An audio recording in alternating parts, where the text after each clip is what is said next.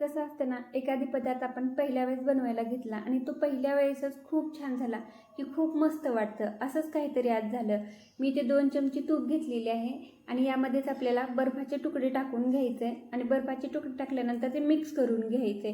जोपर्यंत ते पांढरे शुभ्र होणार नाही, याचा कलर बदलणार नाही आणि असं घट्टसर होणार नाही, तोपर्यंत आपण हे बर्फाचे तुकडे टाकून मिक्स करून घेतलेलं आहे. त्यानंतर बर्फाचे तुकडे काढून घ्यायचं आणि यामध्ये अर्धी वाटी मैदा आणि 1 चमचा बेसन पीठ टाकून घ्यायचं आणि त्याच्यामध्ये व्यवस्थित असं मिक्स करून घ्यायचं आहे.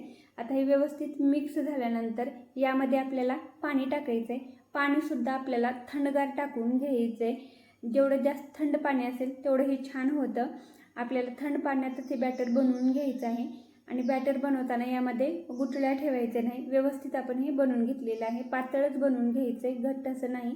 आता याला आपण गाळणीने गाळून घेऊया, म्हणजे जे काही एखादी गुठळी राहिलेली असेल ती निघून जाईल. मी ते बॅटर गाळून घेतलेलं आहे आणि बॅटर गाळून घेतल्यानंतर आपल्याला हे बॅटर एका बॉटलमध्ये भरून घ्यायचे आणि मी बॉटलीच्या झाकणाला छिद्र पाडून घेतलेलं आहे. आता तेल गरम करायला ठेवलेलं होतं. छोट्याच पातेल्यात आपल्याला तेल गरम करायला ठेवायचं आहे आणि तेल व्यवस्थित कडकडीत गरम झालं पाहिजे. त्यानंतरच यामध्ये थोडं थोडं बॅटर टाकून घ्यायचं आहे आणि मध्ये थोडंसं आपल्याला छिद्र पण करून घ्यायचं आहे, म्हणजे आपलं हे घेवर व्यवस्थित असं तयार होईल. तळल्यानंतर आपण याला कडेने असे चाकूच्या साह्याने कडा सोडून घ्यायचे, म्हणजे ते व्यवस्थित निघेल, तुटणार नाही. आणि आपण याला काढून घेऊया.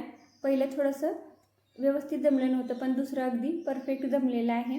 परत मी ते दुसरं अशाच पद्धतीने टाकून घेतलेलं आहे.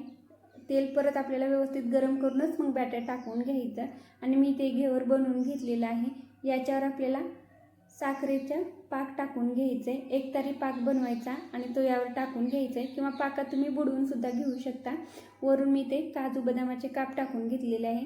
याच्यावर रबडीसुद्धा टाकून घेतात आणि मस्त आपलं हे घेवर तयार झालेलं आहे. पहिल्याच प्रयत्नामध्ये एकदम मस्त झालेलं होतं आणि खूप चवदार असं सुद्धा लागत होतं. तुम्ही पण या पद्धतीने एकदा नक्की बनवा, खूप छान होईल.